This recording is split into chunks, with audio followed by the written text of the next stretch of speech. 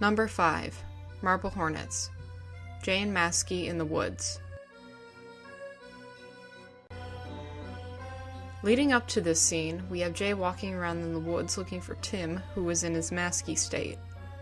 During Jay's search, there's a genuine tension and anticipation in the air. You know Tim could pop up out of nowhere at any time, but you just don't know when. The climax of the scene is when Jay is hiding from Tim in the trees. We can see Tim just a few feet away from Jay, and every time he inches closer, the audio distortion gets worse, leading to Tim finding Jay and Jay running for his life. I love the detail of Jay's hand shaking while he's holding the camera in this scene. It really gives a sense of terror. The reason why this is so low on the list is because even though there was great atmosphere, there really was nothing else. That is why this scene gets the number 5 spot. Number 4. Whispered Faith. Lex's Monologue. Now, I don't know much about Whispered Faith, but I decided to check out the channel one day, and here this video was. I can't tell you how many times I've watched it. I love it so much. Before this scene, we have a cameraman walking into a house and down into a basement. A few seconds later, we get Lex coming down the stairs. When she reaches the bottom, she hands a bottle of wine and some glasses to one of the people standing in the basement.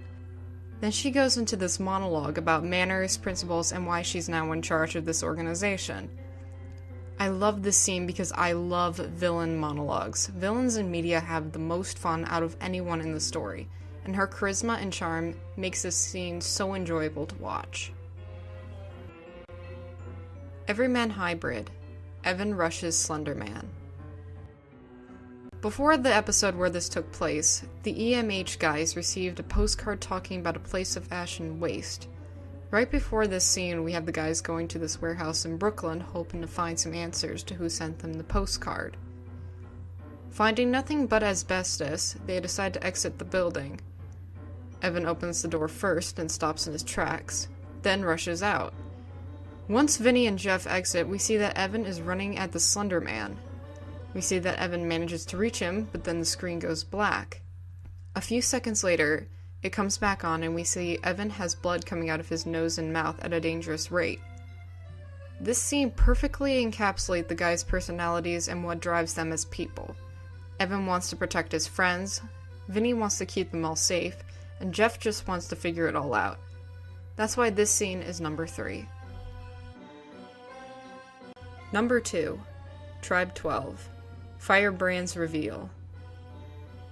Leading up to this moment, we have Noah hosting a live stream on what he thinks will be his final day, the day he gets taken by the administrator. We see he is drinking heavily and doesn't seem to care what happens to him. As the time he thinks he will be taken creeps closer, Noah starts to get messages on Twitter from Firebrand, a member of the collective. After really having time to think things over, Noah starts to get scared that he actually might die. Then he looks up and is shocked and scared. He gets up and grabs his camera, and we see another Noah, now known as Firebrand, standing right in front of him. Then we go into the most impressive editing in the series so far. I won't spoil it for you, but it really is something that needs to be watched. This scene is awesome because not only the editing, but the fact that it really does go into Noah's mind and the toll everything is taken on him. We see him start to become a broken man.